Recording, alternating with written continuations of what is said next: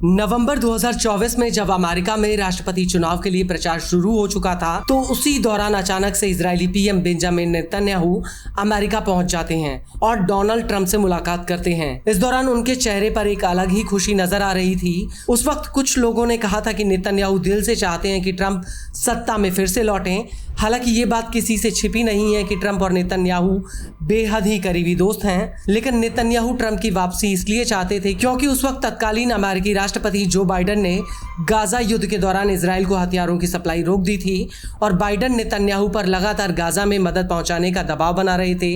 लेकिन जब ट्रंप की व्हाइट हाउस में वापसी हुई तो सबसे ज्यादा खुशी नेतन्याहू को हुई थी। नेतन्याहू को उम्मीद थी कि ट्रंप के आने से उन्हें गाजा, लेबनान में और ज्यादा खुली छूट मिल जाएगी।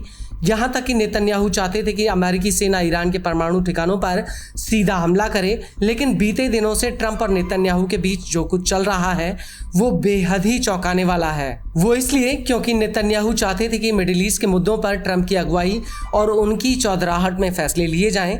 लेकिन ऐसा लगता है कि ट्रंप ने नेतन्याहू को बिल्कुल किनारे लगा दिया। हमास, लेबनान, यमन में हूती और ईरान को लेकर ट्रंप ने जो रुख अपनाया उसे देखकर ऐसा ही लगता है कि मिडिल ईस्ट में अब नेतन्याहू हाशिए पर पहुंच गए हैं। वो इसलिए क्योंकि जिन मुद्दों को इजराइल ठीक से हैंडल नहीं कर पा रहा था उन मुद्दों को ट्रंप ने अब खुद अपने हाथों में ले लिया है। दरअसल हूती लगातार लाल सागर में अमेरिका और इजराइल के जहाजों पर हमले कर रहा था, लेकिन ट्रंप ने इजराइल को एक तरफ रखकर यमन के हूती के साथ डायरेक्ट डील कर ली और हूती ने ऐलान कर दिया कि वह अमेरिकी जहाजों पर लाल सागर में हमले नहीं करेगा। हालांकि हूती ने साफ कर दिया था कि वो इजराइल के जहाजों पर हमले जारी रखेगा। इसके अलावा व्हाइट हाउस में आते ही ट्रंप ने इजराइल को हमास के साथ युद्ध विराम के लिए भी मजबूर कर दिया था। हालांकि कुछ ही दिनों बाद ये युद्ध विराम टूट गया, लेकिन अमेरिकी इजरायली नागरिक और आईडीएफ के सैनिक ईडन अलेक्जेंडर की रिहाई भी ट्रंप के हस्तक्षेप के बाद हुई।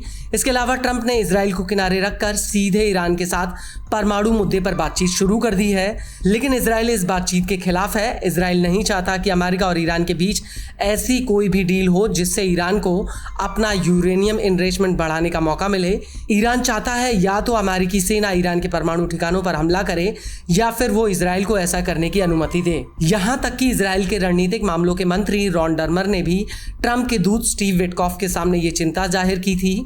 इसके अलावा नेतन्याहू गाजा पर फिर से एक बड़ा हमला करना चाहते हैं, लेकिन ट्रंप इसके खिलाफ हैं क्योंकि ट्रंप का मानना है ऐसा करने से उनके बड़े राजनीतिक और इकोनॉमिक प्लान को लागू करने और गाजा के पुनर्निर्माण में बहुत बड़ी मुश्किल हो सकती है।